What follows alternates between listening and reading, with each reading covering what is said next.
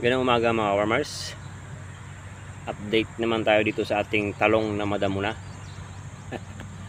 Ano? Bali, yan na yung itsura.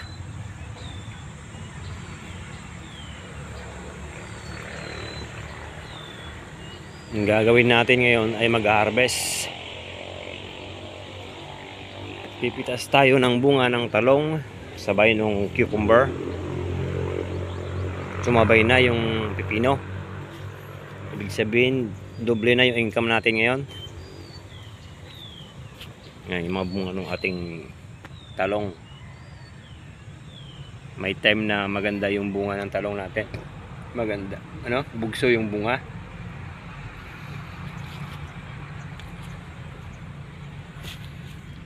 Mga gamot na ginagamit natin. Siyempre yung pag-aabono importante, ano? Yung mga bunga ng ating talong. Malalaki na naman.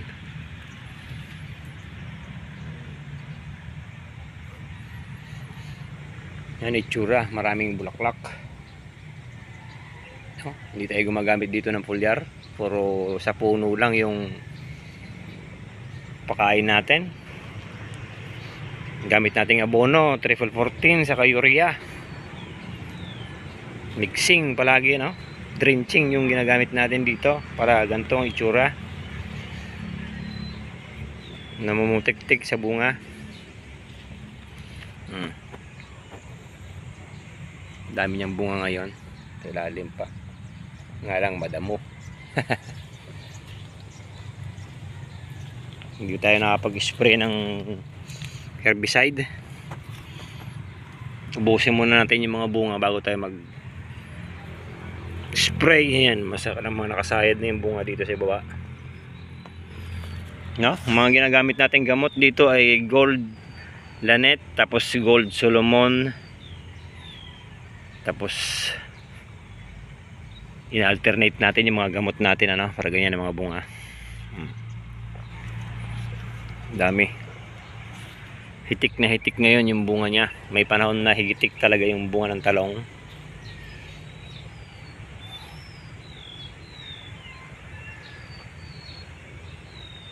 Yan yung itsura ni talong. Ito yung pina-recover natin na dinaanan ng baha. Tandaan na to, guys. Ay nako. Ito naman yung ating bagong cucumber.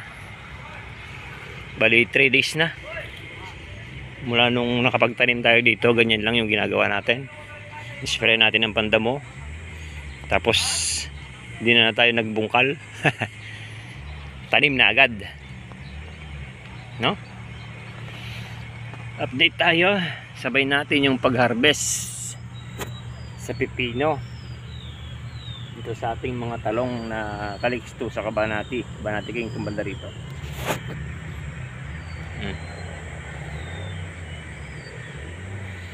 Banati King hitik sa bunga, mahaba.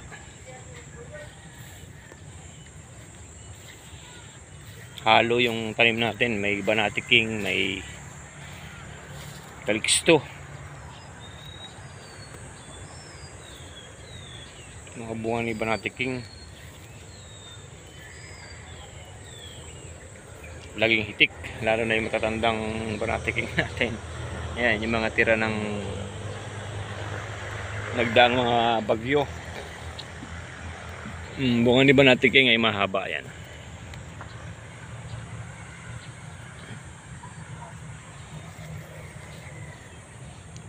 Laging hitik sa bunga si Banati King, ano? Yan, yung pag-abono natin dito ay minsan 4 days yung gap, minsan naman weekly. Kung kailangan natin maharap, ano? Yan, ilalim yan.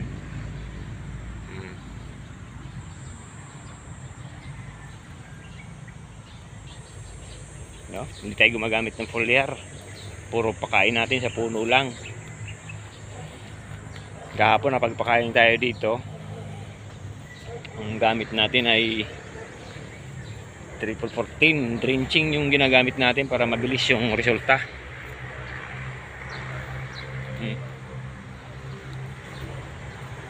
Yan. Daming bunga ni Banatig yung hanggang ibaba yan.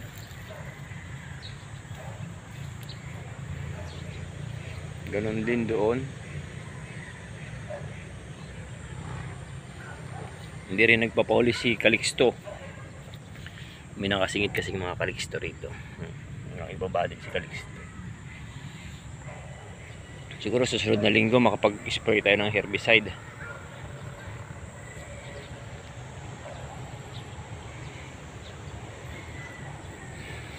Tapos pipino, no? Para doon sa ating mga nagtatanim ng talong na may problema doon sa mga uod, yung shoot borer saka fruit borer, gold lang yung pamatay natin doon. Para doon sa mga gasgas sa bunga naman ay lanit o di kaya Solomon.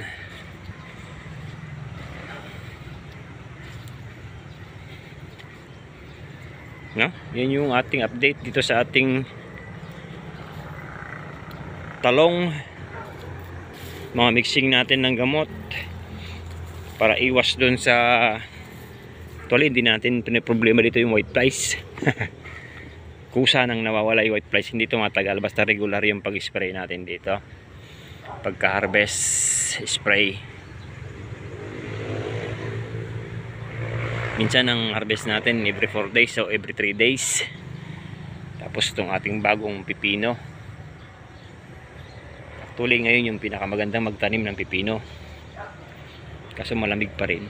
Problemado kasi sa pipino guys pag gantong malamig. Ay nako, hirap magpalago ng pipino. Pero talong walang problema kasi yung talong natin ay malalaki yung bunga. Hitik na hitik yan, no? Yan yung itsura ng ibabaw ni talong kasi malalaki na naman. Ayan. Pag sumubra sa araw nag-iiba yung kulay. Kaya 3 days or 4 days yun yung pinaka the best interval sa pagpitas sa talong. Dami pang maliliit. Daming maliliit. Yeah. Diyan makikita kung maganda yung mga bunga ng talong natin. Sa calyx, yung calyx ay green, no? Pag nag brown yan, problemado ka na sa thrips, saka mites. Yan, dami pa rin doon, no? Nakakatuwa lang yung ganito. Madaming bunga tapos halos walang uod lahat. Ay naka, na 99% o 90% ay good lahat yung bunga. Mahirap kasi yung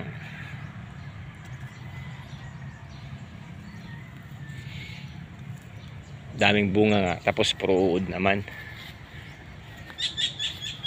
no? Harvest tayo sabay talong saka pipino.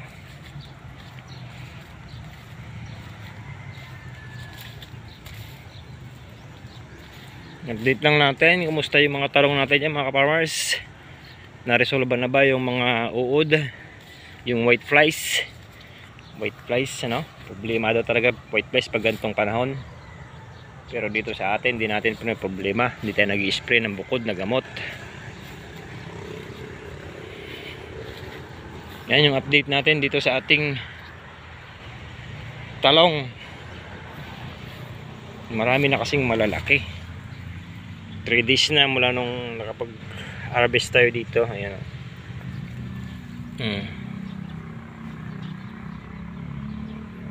Tapos yung iba na problema na bakit daw yung talong nila maiiksi yung bunga. Subukan nyo mag-drenching. Drenching ng abono, ano? Pinaka the best. Kasi mabilis absorption ng talong pagka drenching palagi, lalo ngayon tag-araw. Pag tag-araw kasi guys tuyo yung lupa tapos side dress yung gamit mo, granules, ang hirap i-absorb ng pipino, ng talong yung abono. Kaya ang nangyayari, nasasayang lang yung abono.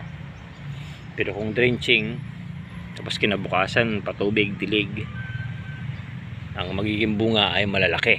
Ayan. Mas mabilis yung pagtalab ng abono.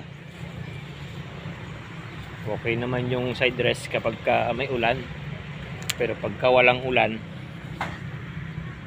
the best pa rin yung drenching. Ayan. Yung ating talong na Calix 2, no? Maganda yung bunga. Halos wala kang makitang uod yan, kasi yung ating mga gamot na ginagamit ay very effective, no?